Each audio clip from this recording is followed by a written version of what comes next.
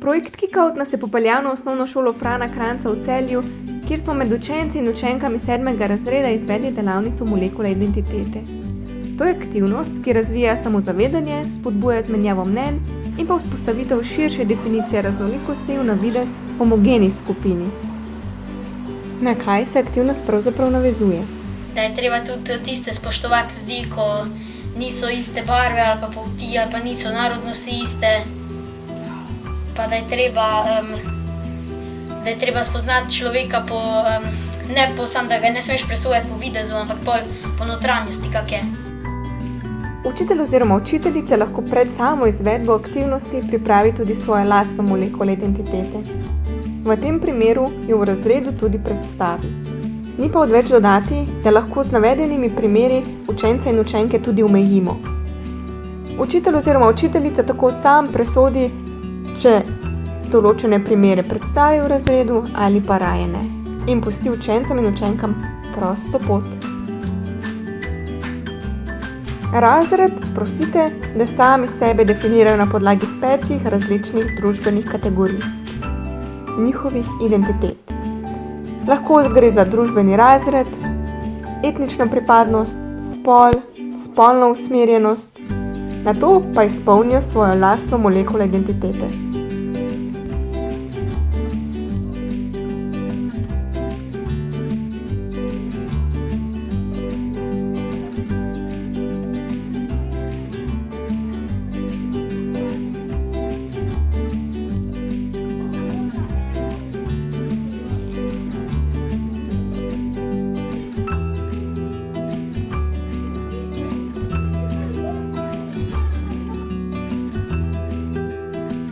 V nadaljevanju si učenci in učenke v manjših skupinah med seboj izmenjajo oziroma podelijo svoje molekule.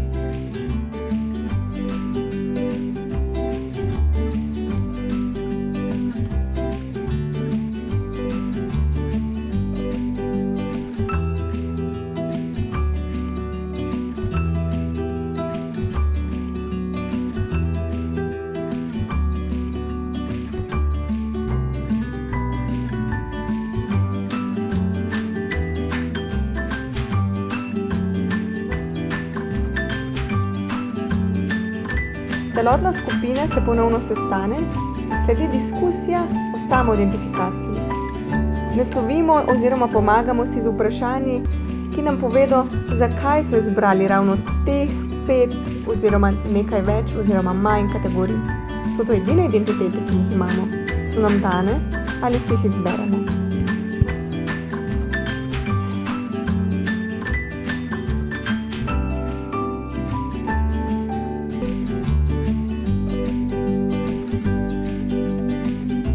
Več vprašanj za diskusijo in pa nekaj ostalih namigov, kako izvesti aktivnost, lahko najdete na Kikoutovi spletni strani.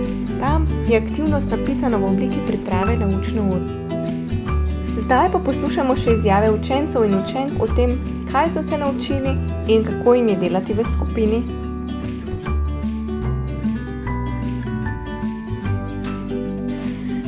Da ne smemo soditi ljudi taki, kot so po zunanjosti, ampak kakvi so tu znotraj.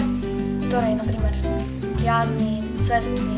Ne pa tako, da naprimer en drug piše, pa že ti misliš, to je pa tako grozno, če ga nekaj vidiš. Tako je meni ful bolj, zato ker se tudi spoznavaš za prijatelji, ki se ne družiš velikokrat.